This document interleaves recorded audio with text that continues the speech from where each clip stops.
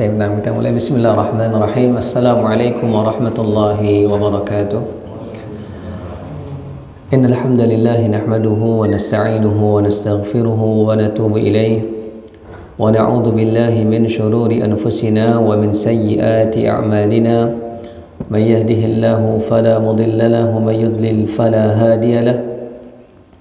Asyhadu an la ilaha illallah wahdahu la syarika lah wa asyhadu anna Muhammadan 'abduhu wa rasuluhu la nabiyya ba'dah.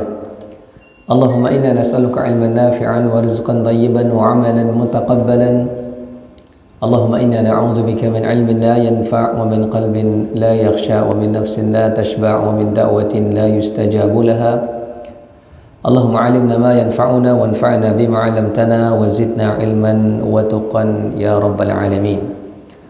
Allahumma salli wa sallim wa barik ala nabiyyina Muhammadin wa ala alihi wa ashabihi ajma'in, amma ba'du.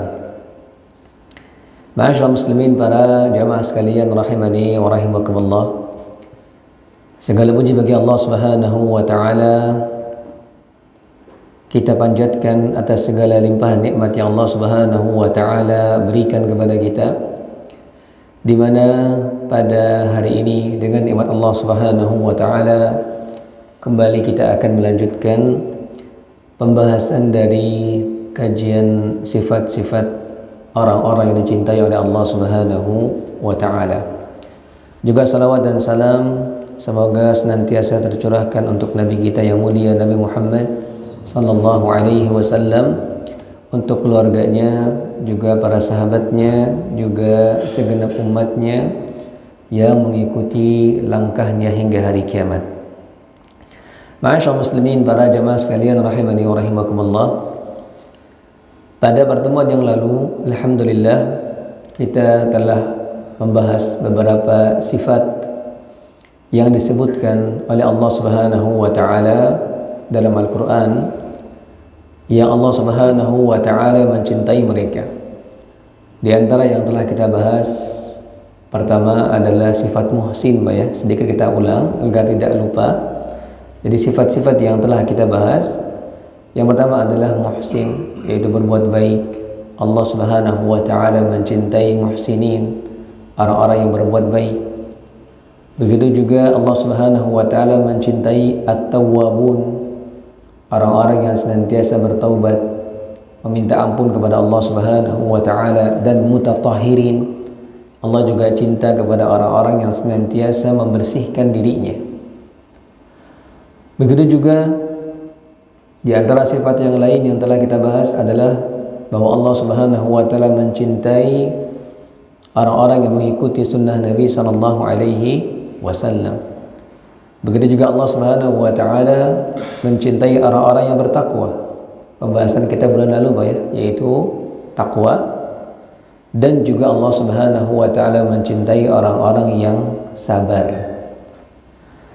Maka berikutnya, di antara sifat yang lain yang Allah Subhanahu wa taala sebutkan dalam Al-Qur'an, bahwa Allah Subhanahu wa taala mencintai mereka, yang akan kita bahas pada pagi hari ini, di antaranya adalah Allah Subhanahu wa taala mencintai orang-orang yang bertawakal kepada Allah Subhanahu wa taala.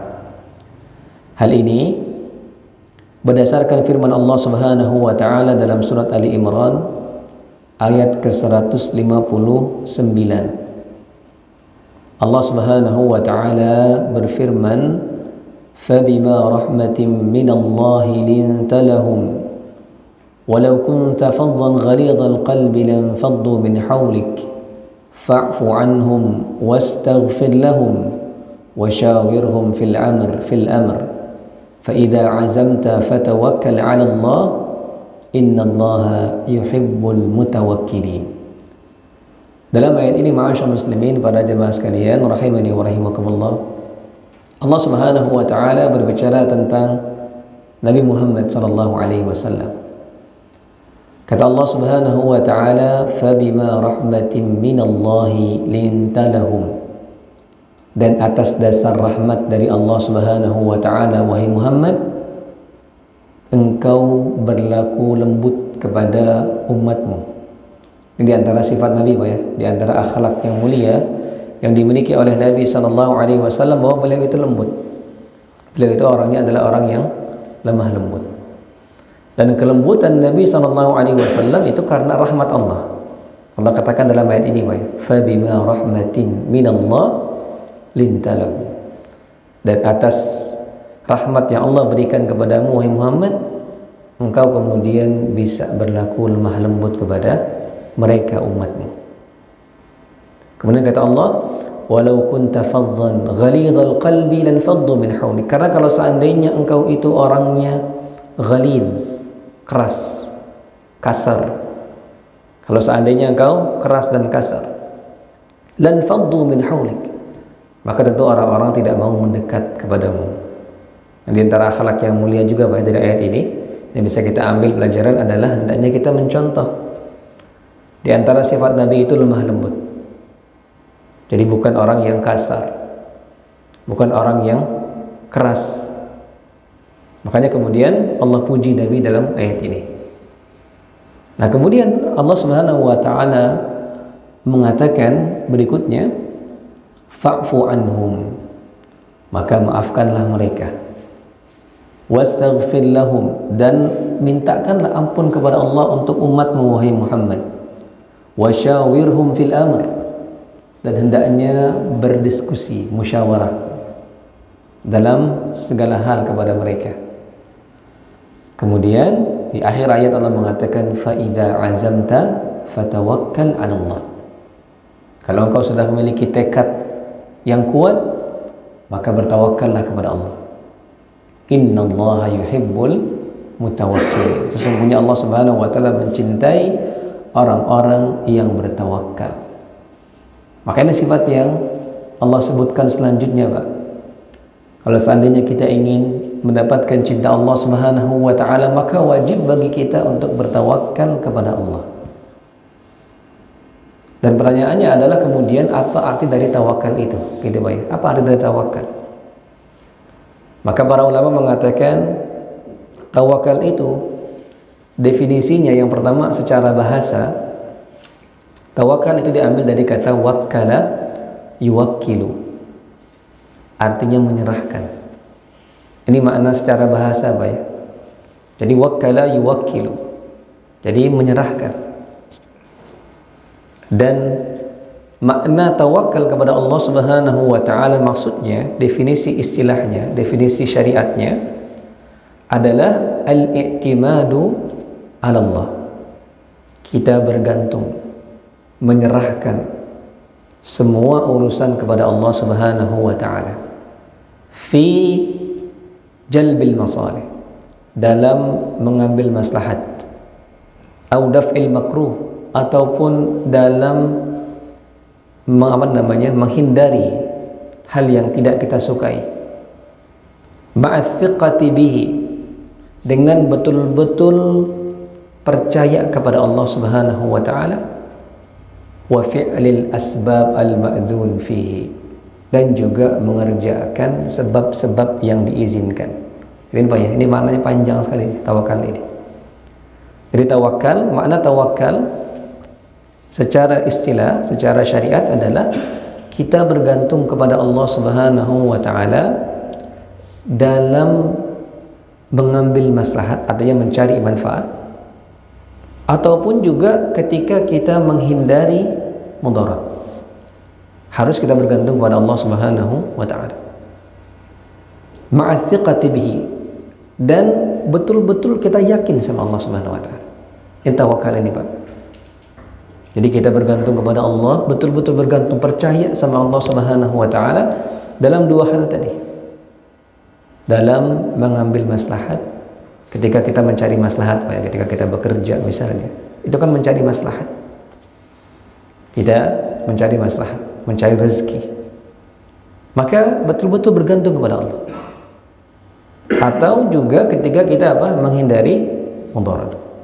Ketika kita menghindari mudarat, bertawakal kepada Allah Subhanahu wa taala.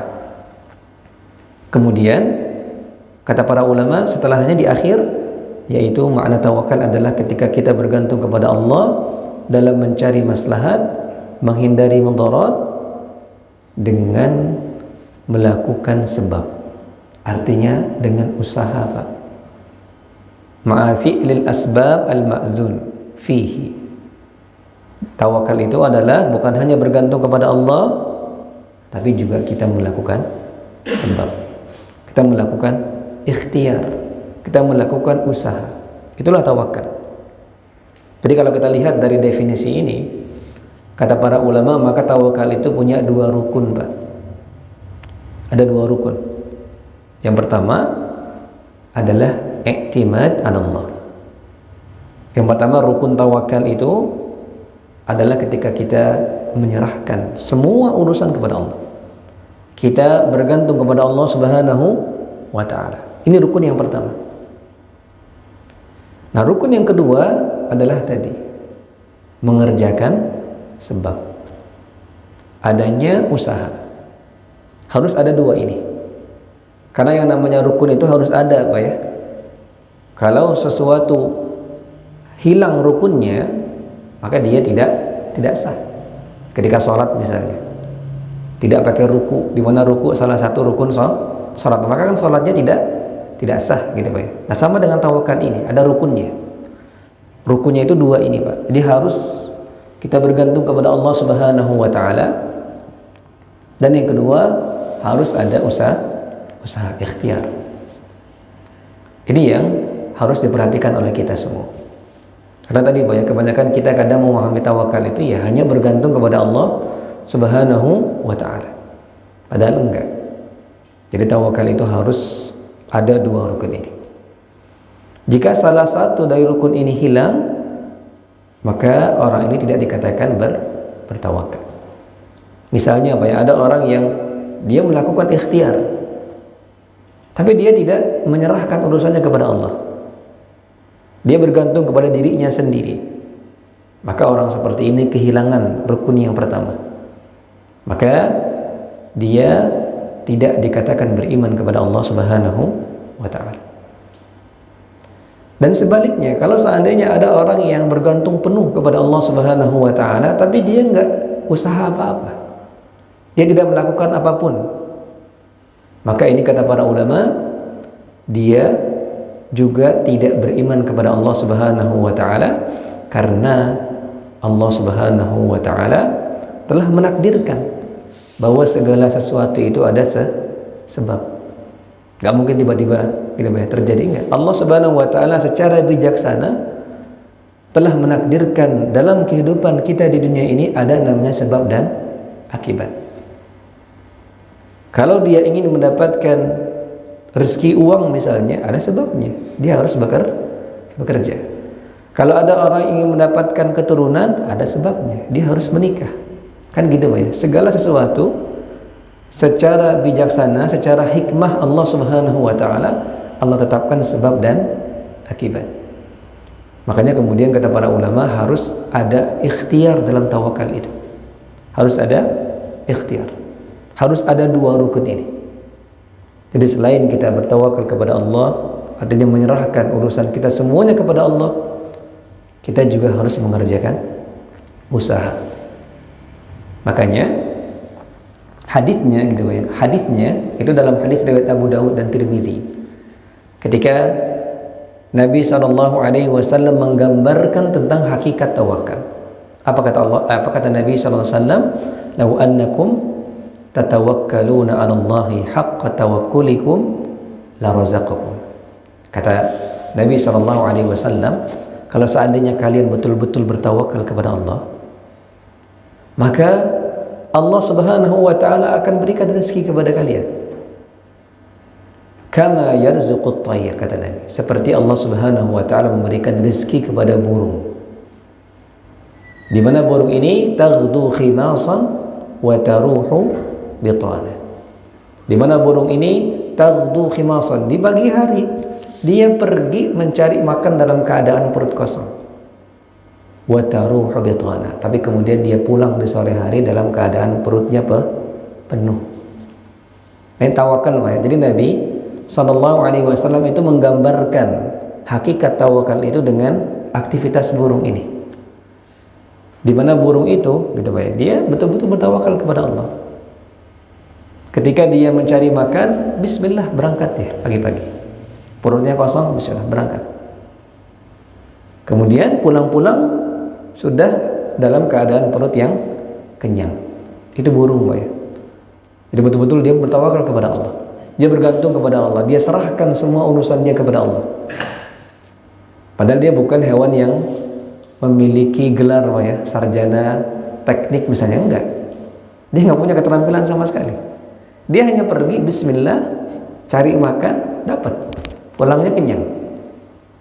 Ini yang pertama. Artinya dia betul-betul menyerahkan urusannya semua kepada Allah. Ini rukun yang pertama. Dan rukun yang kedua Pak, dia pergi. Burung itu usaha. Jadi pagi-pagi dia bukan cuma diam di sarangnya kemudian kenyang, enggak. Kata Nabi, taghdu itu artinya pergi, pagi hari berangkat. Taghdu khimasa, pagi hari berangkat dia usaha.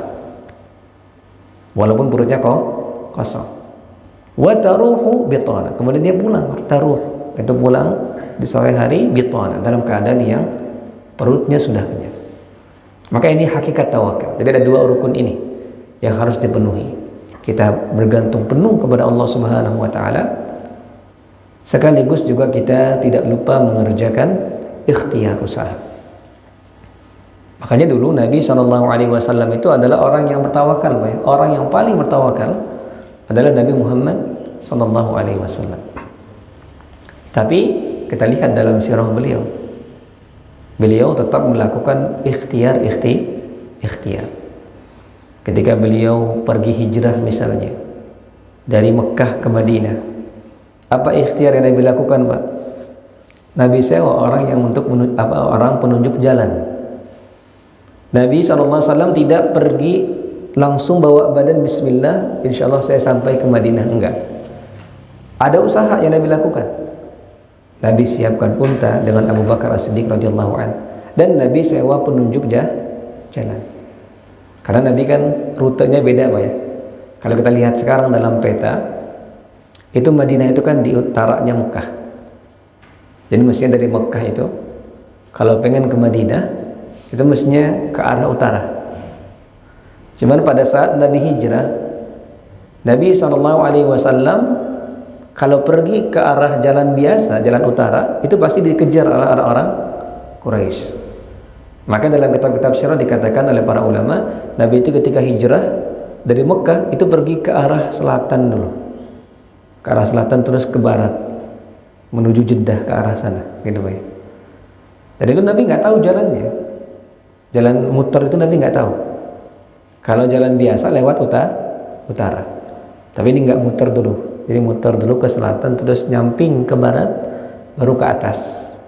Itu Nabi SAW. Nabi nggak tahu jalannya, tapi Nabi kemudian tidak salah dalam memahami tawakal. Nabi bertawakal kepada Allah.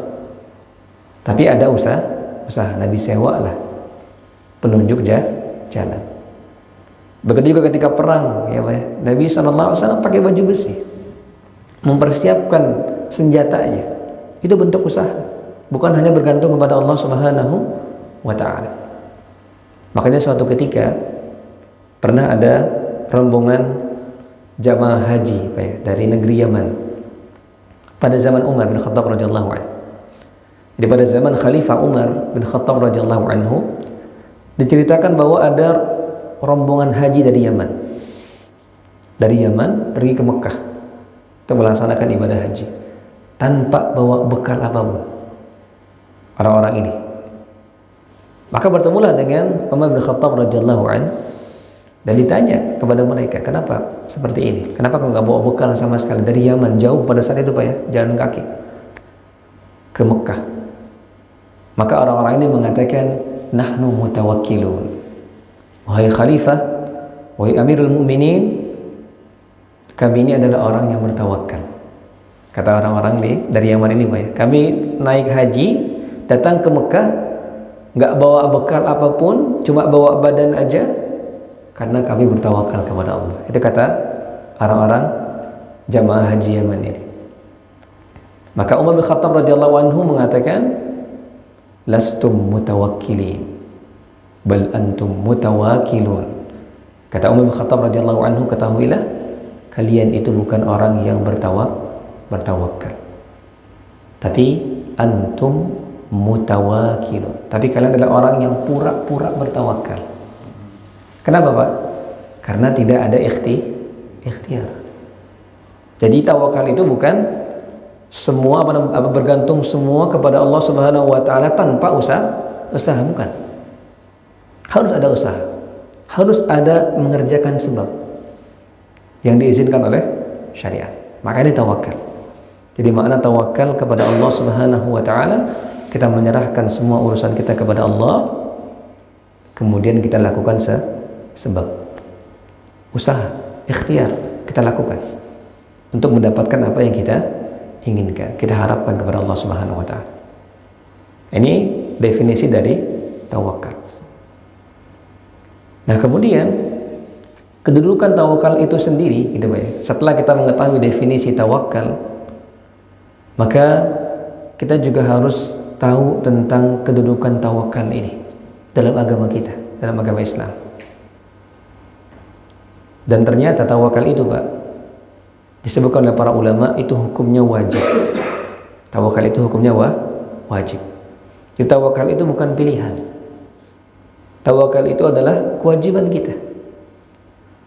Bahkan Allah Subhanahu wa taala itu menjadikan tawakal sebagai syarat keimanan.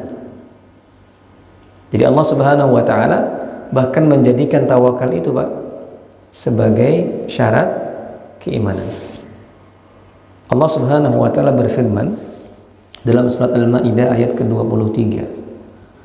Kata Allah Subhanahu wa taala, wa 'alallahi fatawakkalu in kuntum mu'minin. Ini kalimatnya Masya Allah. Allah Subhanahu wa taala mengatakan wa 'alallahi fatawakkalu, dan kepada Allah lah kalian bertawakal in kuntum mu'minin, kalau kalian adalah orang-orang yang beriman. Di sini Allah pakai kalimat syarat. Artinya kalau kalian beriman kepada Allah, maka syaratnya, di antara syarat yang harus dilakukan adalah hendaknya kalian bertawakal. Jadi ada syaratnya ternyata iman itu. Jadi bahkan tawakal ini merupakan syarat keimanan. Artinya ketika seorang beriman kepada Allah, pasti dia bertawakal. Orang mengaku beriman kepada Allah, maka harus dia bertawakal. Dan sebaliknya, kalau orang tidak bertawakal kepada Allah, berarti dia tidak beriman, atau paling tidak imannya kurang. Jadi ada kaitan yang sangat erat antara iman dengan tawakal ini, Pak. Makanya Allah katakan tadi, wa 'alallahi fatawakkalu in kuntum mu'minin. Hendaknya kalian bertawakal kepada Allah kalau seandainya kalian beriman. Bahkan di ayat yang lain lagi Allah Subhanahu wa taala juga mengatakan dalam surat Al-Anfal ayat kedua. Kata Allah Subhanahu wa taala, innamal mu'minun alladzina idza dzukirallahu wajilat qulubuhum wa idza tuliyat 'alaihim ayatuhu zadatuhum imana wa 'ala rabbihim yatawakkalun. Allah Subhanahu wa taala juga mengatakan, Pak, dalam surat Al-Anfal ini ayat kedua, di situ Allah Subhanahu wa taala sedang bicara tentang sifat orang beriman. Kata Allah, innamal mu'minun, sesungguhnya orang-orang yang beriman itu di antara sifatnya adalah idza dzukirallahu wajilat qulubuhum. Kalau disebutkan nama Allah di hadapan mereka, maka bergetar, takut hati mereka. Wa idza tuliyat 'alaihim ayatuhu zadatuhum imana, dan orang beriman kalau dibacakan ayat-ayat Allah di hadapan mereka, zadatuhum imana, maka bertambah keimanan mereka. Nah, kemudian kata Allah apa, Pak? Wa 'ala rabbihim yatawakkalun. Dan orang-orang beriman itu adalah orang-orang yang bertawakal kepada Allah Subhanahu wa taala. Jadi ini kedudukan ketawakal dalam agama kita. Erat kaitannya dengan iman. Kalau kita mengaku beriman kepada Allah Subhanahu wa taala, maka wajib hukumnya bertawakal. Kalau seandainya kita tidak bertawakal kepada Allah, berarti ada yang salah dari keimanan kita kepada Allah Subhanahu wa ta'ala. Bahkan sebagian para ulama lagi Pak mengatakan tawakal ini adalah setengah agama. Jadi ini kedudukan tawakal. Jadi selain dia kewajiban, sebagian para ulama mengatakan bahkan tawakal ini adalah setengah dari agama.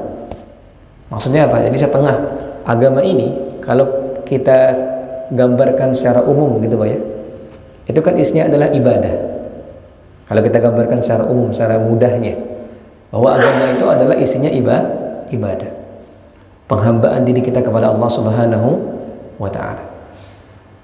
Dan tidak mungkin kita bisa beribadah kecuali kita bergantung kepada Allah Subhanahu wa ta'ala. Makanya kata para ulama, ya ibadah itu dua ini. Kita beribadah, atau agama itu dua ini, kita beribadah dan kita juga bergantung kepada Allah Subhanahu wa ta'ala. Makanya Allah katakan apa Pak? Iyyaka na'budu wa iyyaka nasta'in. Dua, hanya kepadamu kami beribadah wahai Allah, dan hanya padamu juga kami minta tolong, bertawakal, bergantung kepada Allah Subhanahu wa ta'ala. Karena sejatinya Pak, dalam kita melaksanakan ibadah ini, itu murni karena pertolongan Allah Subhanahu wa ta'ala. Jadi bukan karena kita yang hebat, bukan. Makanya kemudian di sini fungsi tawakal itu dalam ibadah. Makanya dikatakan dia sebagai setengah dari agama, karena dialah tawakal inilah kemudian yang membantu kita untuk beribadah kepada Allah Subhanahu wa ta'ala. Jadi semua ibadah ketaatan yang kita lakukan sampai pada hari ini itu murni karena pertolongan Allah. Bukan karena kita, bukan karena kehebatan kita sendiri, enggak. Kita betul-betul dibantu sama Allah Subhanahu wa ta'ala. Makanya wajib kita apa? Bergantung, minta tolong sama Allah Subhanahu wa ta'ala. Makanya Allah katakan bahwa dalam surat An-Nur ayat ke-21, Allah ingatkan tentang hal ini. Kata Allah, walaula fadlullahi alaikum wa rahmatuhu ma zaka minkum min ahadin abada. Kata Allah Subhanahu wa ta'ala, kalaulah bukan karena karunia dan rahmat Allah Subhanahu wa ta'ala kepada kalian, maka tidak ada satupun di antara kalian yang bisa membersihkan dirinya dari dosa. Kalau bukan karena rahmat dan karunia Allah, tidak ada satupun di antara kalian yang bisa melakukan ketaatan, kata Allah Subhanahu wa ta'ala. Jadi ini Pak ya, pentingnya tawakal. Dia merupakan bagian dari agama. Karena tidak mungkin kita bisa beribadah kepada Allah kecuali kita bergantung, minta tolong sama Allah Subhanahu wa ta'ala. Maka kemudian para ulama mengatakan bahwa tawakal adalah setengah dari agama. Harus Pak ya, semua kita. Gak ada orang yang bisa beribadah betul-betul karena dirinya itu gak ada. Murni Allah bantu, Allah mudahkan. Makanya Nabi SAW itu sangat berlindung Pak ya, dari Allah Subhanahu wa ta'ala menyerahkan urusannya kepada dirinya sendiri. Berat Pak ya, gak bisa. Tidak bisa kita memikul urusan kita sendiri, itu gak bisa. Betul-betul kita harus bergantung, bertawakal kepada Allah Subhanahu wa ta'ala. Makanya di antara doa Nabi itu di pagi dan sore Pak ya, itu Nabi sering berdoa, ya hayyu ya qayyum bi rahmatika astaghitsu aslih li sya'ni kullah wala taqinni ila nafsi tarfata'in. Nabi sering membaca doa ini. Kata Nabi, ya hayyu ya qayyum, wahai Allah yang maha hidup, yang maha berdiri sendiri, bi rahmatika astaghits, aku minta tolong kepadamu dengan rahmatmu. Aslih li sya'ni kullah, perbaiki semua urusanku. Wala takilni ila nafsi tarfata'in, jangan sekali-kali engkau limpahkan urusanku kepada diriku walaupun sekejap mata. Jadi Nabi SAW berlindung Pak dari Allah Subhanahu wa ta'ala menyerahkan urusan dirinya kepada dirinya sendiri. Enggak, Nabi pengen semua urusannya itu diserahkan kepada Allah Subhanahu wa ta'ala. Maka ini kedudukan tawakal. Selain ia merupakan kewajiban bertawakal kepada Allah Subhanahu wa ta'ala, ternyata juga dia memiliki kedudukan yang tinggi di agama kita, setengah dari agama. Karena tidak mungkin kita bisa beribadah kepada Allah kecuali dengan pertolongan Allah. Maka kita butuh kepada Allah, kita bergantung kepada Allah Subhanahu wa ta'ala. Ini tawakal. Jadi definisi tawakal tadi Pak ya sudah kita sebutkan. Kemudian kedudukan tawakal yang begitu tinggi dalam agama Islam. Maka selanjutnya adalah keutamaan tawakal. Selain yang kita sebutkan di sini tadi Pak ya, bahwa tawakal itu mengundang cinta Allah Subhanahu wa ta'ala. Ini diantara salah satu faedah. Ini diantara salah satu keutamaan tawakal. Bahwa innallaha yuhibbul mutawakkilin. Ini adalah salah satu saja Pak. Karena ternyata keutamaan tawakal itu lebih banyak daripada ini. Bukan hanya mendapatkan cinta Allah Subhanahu wa ta'ala, tapi ada keutamaan-keutamaan yang lain. Di antaranya apa? Di antaranya Pak, orang yang bertawakal kepada Allah Subhanahu wa ta'ala, selain dia mendapatkan cinta Allah, maka dia akan mendapatkan kemudahan, pertolongan dalam segala hal yang dia alami. Ini di antara hal yang sangat penting. Jadi kalau kita dalam keadaan sulit, dalam keadaan terjepit, maka di antara hal yang menolong kita adalah tawakal kepada Allah Subhanahu wa ta'ala. Di mana Allah Subhanahu wa ta'ala mengatakan dalam surat At-Talaq, kata Allah Subhanahu wa ta'ala, "Wa may yatawakkal 'ala Allahi fahuwa hasbuh." Barang siapa yang bertawakal kepada Allah, maka cukuplah Allah baginya. Allah akan tolong dia, Allah akan bantu dia. Untuk orang-orang yang bertawakal. Dan kita sudah punya bukti Pak ya, contoh bagaimana Allah Subhanahu wa ta'ala menolong orang-orang yang bertawakal adalah Nabi Ibrahim. Nabi Ibrahim, semua kita insya Allah tahu kisah Nabi Ibrahim, disebutkan dalam hadis riwayat Bukhari. Jadi ketika Nabi Ibrahim ditangkap oleh kaumnya, kemudian diikat Pak ya, di manjanik, di alat pelontar, hendak dilemparkan ke api yang berkobar. Di situ para ulama itu menjelaskan, dan diantaranya ada penjelasan Ibnu Abbas dalam Sahih Bukhari, bahwa ketika di atas manjanik itu, Nabi Ibrahim tidak henti-hentinya berdoa, hasbiyallahu wa ni'mal wakil. Hasbiyallah, cukup bagiku Allah, wa ni'mal wakil, dialah sebaik-baik pelindung. Itu dia ucapkan di atas manjanik itu. Artinya dia bergantung, menyerahkan semua urusannya kepada Allah. Dia sudah pasrah. Nabi Ibrahim di atas manjanik itu sudah hendak dilemparkan oleh kaumnya ke api yang besar, tapi dia mengatakan hasbiyallahu wa ni'mal wakil. Ini doa yang penting juga nih Pak. Kalau kita dalam kesulitan, kesempitan, maka ucapkan ini juga, hasbiyallahu wa ni'mal wakil. Cukup bagiku Allah, dan dia sebaik-baik pelindung. Aku serahkan semua urusannya kepada Allah. Ini Nabi Ibrahim. Dan apa yang terjadi Pak? Kita juga semua sudah tahu Pak ya, bagaimana Allah Subhanahu wa ta'ala menolong Nabi Ibrahim dengan pertolongan di luar nalar manusia. Allah Subhanahu wa ta'ala tidak memadamkan api itu. Allah Subhanahu wa ta'ala tidak mengirimkan hujan, tidak mengirimkan angin untuk mematikan api itu, enggak. Tapi pertolongan Allah adalah api itu dijadikan dingin. Allah abadikan dalam surat Al-Anbiya. Kata Allah Subhanahu wa ta'ala, ya naru kuni bardan wa salaman ala Ibrahim. Wahai api, jadilah engkau dingin dan menyelamatkan bagi Ibrahim. Ini banyak bukti tawakal, menolong seorang hamba. Nabi Ibrahim alaihissalam, dia mengucap hasbiyallah wa ni'mal wakil. Maka wa may yatawakkal 'alallahi fahuwa hasbuh, kata Allah. Barang siapa yang bertawakal kepada Allah Subhanahu wa ta'ala, maka cukup bagi dia Allah Subhanahu wa ta'ala. Allah akan tolong dia. Ini diantara keutamaan yang lain.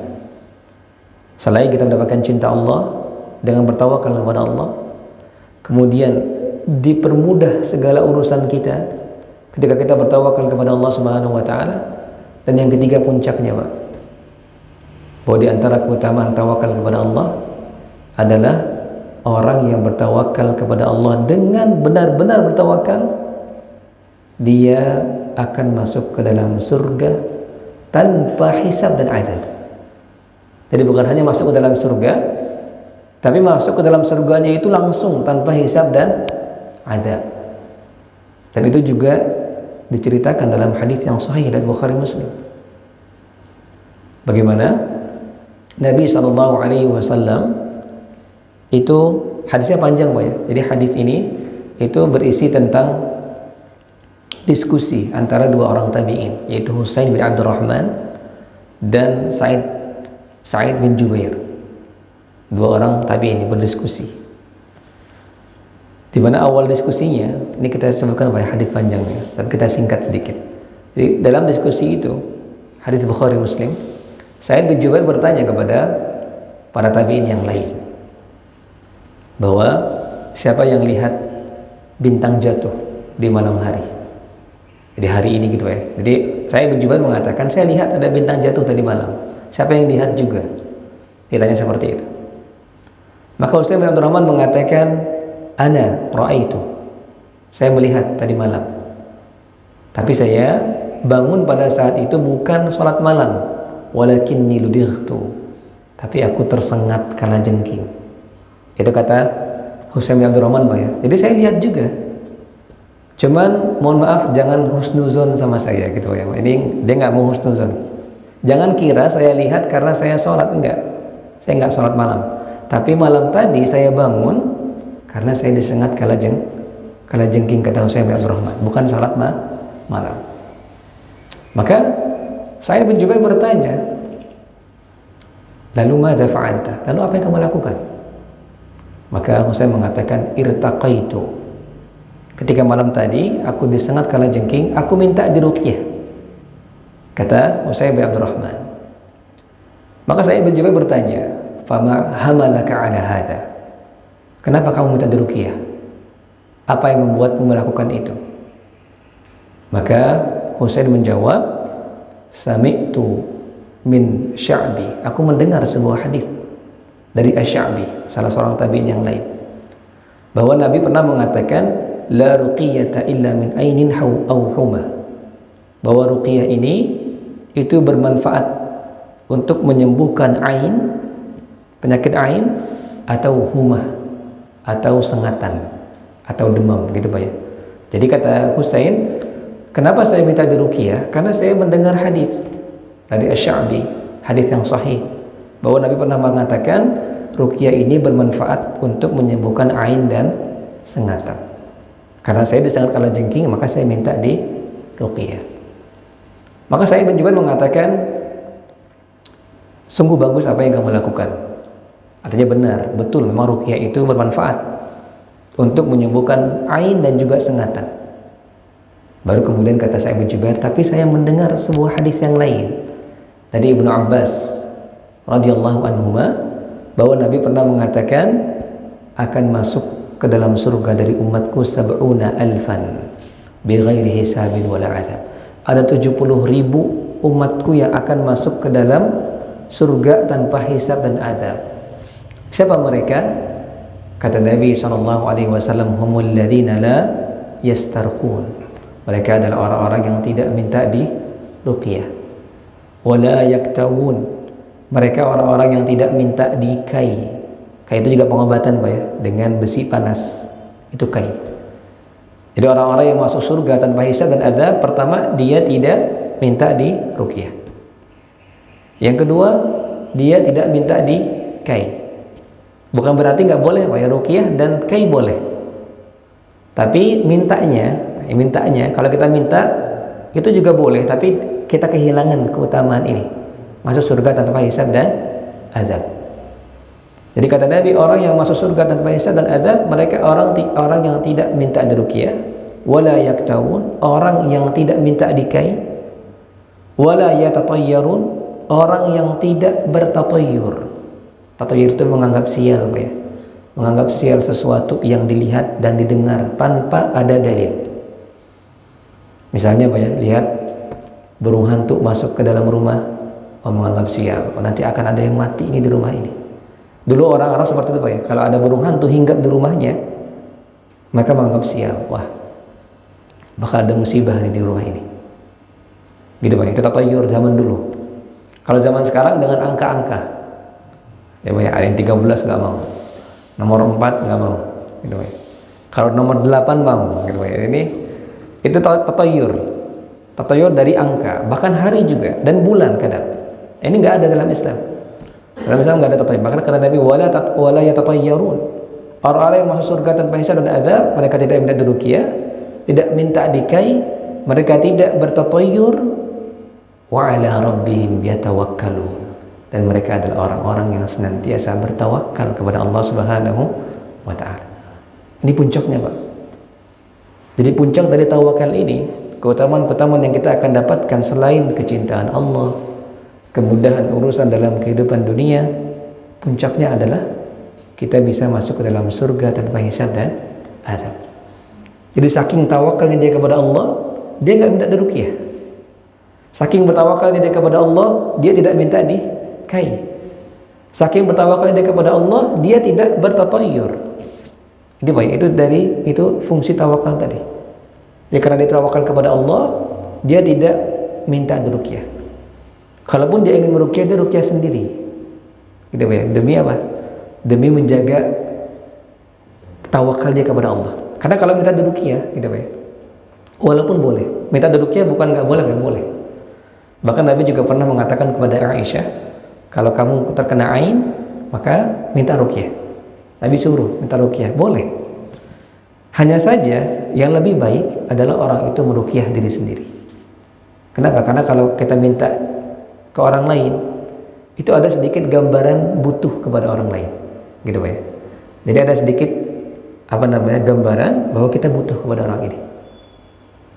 Beda kalau kita ruqyah sendiri, betul-betul kita bertawakal, butuhnya hanya kepada Allah Subhanahu wa taala. Begitu juga tadi baik kai tadi. Itu pengobatan dengan besi panas. Jadi ditusuk yang sakit pakai besi panas, nanti sembuh. Itu juga ada kai. Dan itu boleh. Tapi tadi Pak ya, kalau orang yang bertawakal kepada Allah, dia tidak bergantung kepada orang lain. Dan dia tidak tatayur, dia tidak menganggap sial. Terserah Pak ya, mau hewan apa yang datang ke rumah dia, mau angka berapa yang dia dapatkan, dia tahu semuanya ada di tangan Allah Subhanahu wa taala. Ini bukti dari tawakal. Makanya kemudian dia akan masuk ke dalam surga tanpa hisab dan azab. Makanya Pak ya, ini adalah bukti dari tawakal. Maka ini yang sifat yang kita bahas pada hari ini, bahwa di antara cara agar kita mendapatkan cinta Allah Subhanahu wa taala adalah bertawakal. Hendaknya kita menjaga tawakal kita kepada Allah. Hendaknya kita betul-betul bergantung kepada Allah Subhanahu wa taala. Kalau kita minta sesuatu, minta sama Allah. Kalau kita butuh pertolongan, minta tolong sama Allah Subhanahu wa taala. Sebagaimana Nabi katakan kepada Ibnu Abbas dalam hadis Abu Daud dan Tirmidzi. Jadi Nabi itu pernah boncengan sama Ibnu Abbas. Masih kecil Ibnu Abbas, Pak, masih belasan tahun. Bahkan ketika Nabi wafat saja itu Ibnu Abbas itu usianya sekitar 15 tahun atau 13 tahun. Karena beliau itu lahirnya 3 tahun sebelum hijrah, Ibnu Abbas. Jadi beliau lahir itu 3 tahun sebelum Nabi hijrah dari Mekah ke Madinah. Dan Nabi itu di Madinah sekitar 10 tahun, gitu Pak ya. Jadi ketika Nabi wafat saja itu Ibnu Abbas sekitar 13-an tahun, masih muda. Nah ketika Nabi masih hidup, itu Nabi pernah membonceng Ibnu Abbas, masih kecil, mungkin 10 tahun lah, gitu Pak, karena Nabi masih hidup, belum wafat. Maka Nabi katakan kepada Ibnu Abbas ini, ya ghulam inni u'allimuka kalimat. Wahai anak kecil, saya ingin mengajarkan beberapa kalimat. Di antara kalimatnya adalah kalimat tawakal. Kata Nabi, ihfazillah yahfazka. Wahai Ibnu Abbas, jagalah Allah, Allah akan menjagamu. Artinya bertakwalah kepada Allah, Allah akan menjagamu. Ihfazillah tajiduhu tujahak. Jagalah Allah, bertakwa kepada Allah, engkau akan dapati Allah terus berada di depanmu. Nah kemudian apa kata Nabi? Idza sa'alta fas'alillah. Kalau kamu pengen sesuatu, minta sama Allah. Wa idza sta'anta fasta'in billah. Kalau kamu minta tolong sama Allah Subhanahu wa taala. Bayangkan bagaimana Nabi sallallahu alaihi wasallam itu menanam sifat tawakal dari kecil. Itu kepada anak kecil. Jadi Nabi ajarkan Ibnu Abbas yang masih kecil bagaimana harus bergantung kepada Allah Subhanahu wa taala. Jadi ini tawakal kepada Allah ini wajib. Hendaknya kita semua bertawakal, bergantung penuh kepada Allah Subhanahu wa taala. Tapi tadi bukan berarti tawakal tidak usaha. Ada ikhtiar. Itu rukun tawakal. Tawakal itu berserah diri kepada Allah sekaligus mengerjakan ikhtiar. Dan dia merupakan kedudukan yang tinggi dalam Islam. Serta tadi banyak sekali keutamaan dari tawakal kepada Allah Subhanahu wa taala. Demikian barangkali karena sudah jam 6. Jika ada pertanyaan silakan ditanyakan, insyaallah kita akan lanjutkan pada pertemuan berikutnya dari sifat-sifat yang lain yang mendapatkan cinta Allah Subhanahu wa taala. Wallahu a'lam bishawab. Silakan Pak, barangkali ada pertanyaan. Baik, silakan Pak.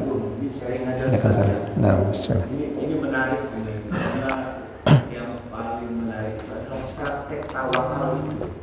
Jadi tawakal kan sudah kita ucapkan, tapi mempraktekkannya memang tertarik tentang bentuk ruqyah terhadap diri kita. Itu menarik. Memang katanya kalau sekedar dalam konteks sholat ibadah mungkin iya, tapi dalam ketika kita keluar dari masjid ini biasanya akan berubah suasana. Jika dalam perjalanan juga berubah suasana. Nah, kalau saya suka bincang-bincang dengan sahabat-sahabat dekat saya ini, kami suka berbicara bagaimana menyikapi kondisi di luar dengan sifat ruqyah itu. Kita misalnya melihat cara menguatkan hati adalah dengan kalimat-kalimat afirmatif. Jadi kalimat-kalimat afirmatif itu adalah kalimat-kalimat penguat diri. Misalnya contoh saya kalau praktek mungkin Pak Roni kalau ke Jakarta kesel di bus, saya juga suka kesel di kereta api. Nah misalnya ketika pulang, ini contoh aja hanya praktek melihat orang tidur kok enak banget, sementara kita berdiri kan, kapan kita duduk ya? Jadi pertanyaannya mengalihkan dengan berserah diri kepada Allah. Nah kelihatannya memang perlu kita berikan suatu gambaran praktek tawakal itu adalah terus-menerus meruqyah diri dalam perjalanan, dalam kegiatan, dalam sehari-hari. Itu kelihatannya terasa sekali. Misalnya contoh, kalau saya suka diskusi sama Pak ini, misalnya contoh, tanpa itu la ilaha illallah Muhammadur Rasulullah, hidup ini milik Allah, selamatkan dunia akhirat. Kalau terus-menerus misalnya apapun kalimat yang kita ucapkan, kelihatan itu dia akan terinternalisasi dalam diri, menguatkan diri gitu ya. Jadi kita yakin gitu.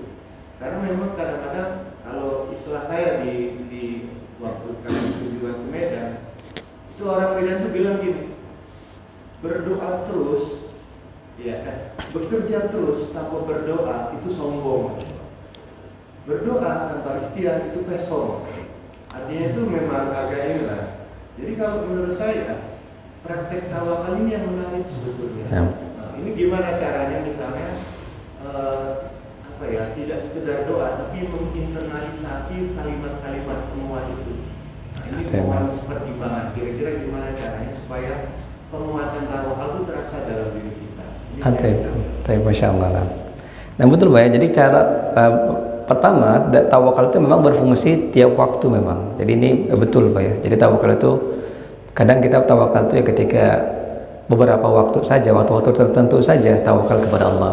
Ketika sulit tawakal sama Allah. Ketika lagi senang lupa tawakal sama Allah. Nah itu memang betul Pak ya. Ini diantara kesalahan kita kadang tadi tawakal itu hanya di tempat tertentu, hanya di waktu tertentu.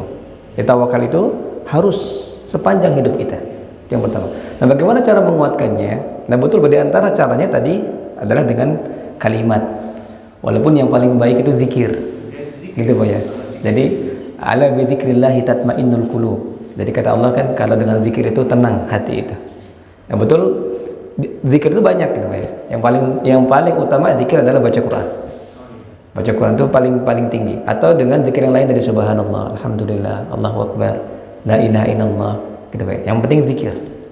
Cuma kalau urutan zikir gitu Pak. Kalau kita ingin mengurutkan zikir yang paling bagus ya baca Quran. Karena Quran itu juga zikir. Betul dengan ucapan-ucapan tadi. Jadi memang di antara cara menguatkan tawakal atau mengingatkan kita kepada Allah adalah berzikir. Nah, berzikir tadi gitu Pak ya terserah subhanallah, alhamdulillah, Allahu akbar. Lagi ketika di perjalanan gitu Pak ya, kadang lagi macet. Nah, kadang kita cuma bengong aja tuh. Atau kita lagi di kereta bengong-bengongan aja gitu Pak ya, ngeliatin jendela enggak. Justru kalau kita pakai berzikir, selain tadi hati kita tenang gitu Pak, kita ingat sama Allah, kita juga dapat pahala dari situ. Jadi memang itu yang harus kita biasakan sebenarnya. Jadi bahwa tawakal itu penting. Kita semua setiap waktu harus bergantung kepada Allah Subhanahu wa taala. Bagaimana cara menguatinya tadi? Dengan zikir-zikir kepada Allah dengan kalimat ya. Kalimat-kalimat, dan yang paling utama adalah zikir dari zikir. Kita ingat terus kepada Allah Subhanahu wa taala. Juga samping itu yang paling utama adalah tentu ya kita belajar juga, kita berilmu. Jadi menambah keimanan kita kepada Allah dengan belajar atau dengan baca Quran. Itu juga otomatis menebalkan tawakal. Karena tadi erat kaitan tawakal dengan iman. Kalau orang semakin beriman kepada Allah, pasti semakin tawakal dia. Nah, kebalikannya kalau imannya orang itu berkurang, pasti tawakal dia berkurang. Dia akan bergantung pada dirinya sendiri. Karena dia nggak beriman sama Allah, gitu ya. Dia nggak, apalagi orang yang nggak percaya sama Allah, pasti dia nggak akan ada tawakal seperti itu. Jadi memang betul Pak ya, tawakal itu harus ada sepanjang waktu. Di antara caranya memang dengan ucapan, dan yang paling utama ya dengan zikir-zikir tadi. Wallahu a'lam bishawab. Nah, ada lagi barangkali Pak? Silakan Pak. Waalaikumsalam warahmatullahi wabarakatuh. Di rukun Antum bilang tadi tawakal ikhtiar. Itu kalau kita ikhtiar dulu, setelah kita ikhtiar, terus kita serah diri sama Allah, kita tawakal. Itu pertanyaan. Terus sama apa korelasinya kita doa dengan ikhtiar? Doa dengan ikhtiar. Kita ikhtiar, kita berdoa. Masya Allah. Jadi pertama mungkin urutan Pak ya. Apakah kita mungkin urutan pertanyaan pertama? Apakah tawakal dulu, baru ikhtiar, baru ikhtiar? Nah, Masya Allah. Jadi berkaitan dengan urutan gitu Pak ya. Jadi pertama, kalau kita lihat dalam hadis-hadis Nabi yang lain gitu Pak ya, kita akan mendapati ada beberapa hadis yang seakan-akan menunjukkan ikhtiar dulu baru tawakal. Ada beberapa hadis.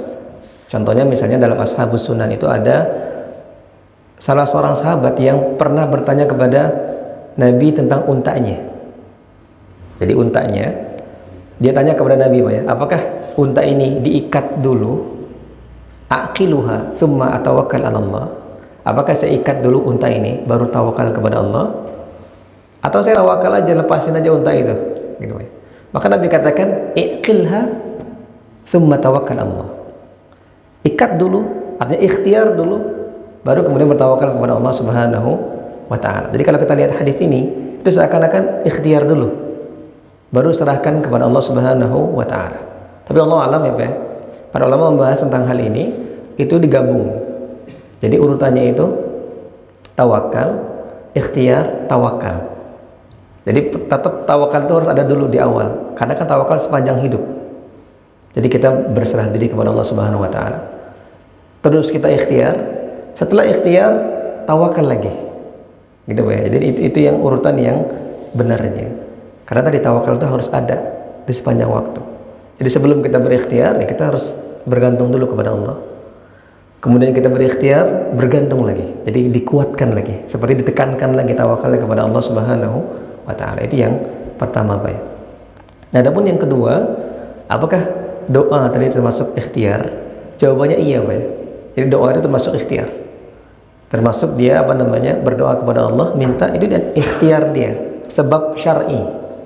Karena kan tadi melakukan sebab itu ada dua, ada sebab kauni, ada sebab syar'i. Sebab syar'i itu adalah sebab yang dijelaskan oleh syariat. Seperti misalnya ketika kita berdoa, Allah janjikan Allah Subhanahu wa taala akan mudahkan gitu ya ketika berdoa kepada Allah. Ketika minta ampun, berdoa kepada Allah, Allah ampunkan, masuk dalam surga dia. Jadi memang doa ini diantara sebab ikhtiar, sebab syar'i. Jadi diantara usaha seorang ya dia dengan doa tadi. Makanya kadang ada orang yang sakit, nggak berobat, dia berdoa saja sembuh. Gitu ya. Karena memang doa itu diantara ikhtiar, diantara usaha syar'inya. Bukan berarti kemudian nggak boleh berobat, enggak. Berobat itu sebab kauni, sebab secara kauni, takdir gitu, sebab dan akibat. Sementara syariat adalah dengan doa. Jadi minta sama Allah Subhanahu wa taala, maka itu diantara juga ikhtiar yang bisa dilakukan oleh seorang hamba seperti itu. Wallahu a'lam bishawab. Wa iyyakum. Berikutnya silakan. Ada lagi barangkali? Sudah Pak ya? Taib. Insyaallah. Taib. Demikian berarti insyaallah kita akan lanjutkan pada pertemuan berikutnya. Insyaallah masih di tema yang sama karena masih banyak sifat-sifat yang bisa kita lihat dalam Al-Quran untuk mendapatkan cinta Allah Subhanahu wa taala. Demikian, lebih kurangnya saya mohon maaf, mudah-mudahan bermanfaat. Subhanakallahumma wa bihamdika asyhadu an la ilaha illa anta astaghfiruka wa atubu ilaik. Assalamualaikum warahmatullahi wabarakatuh.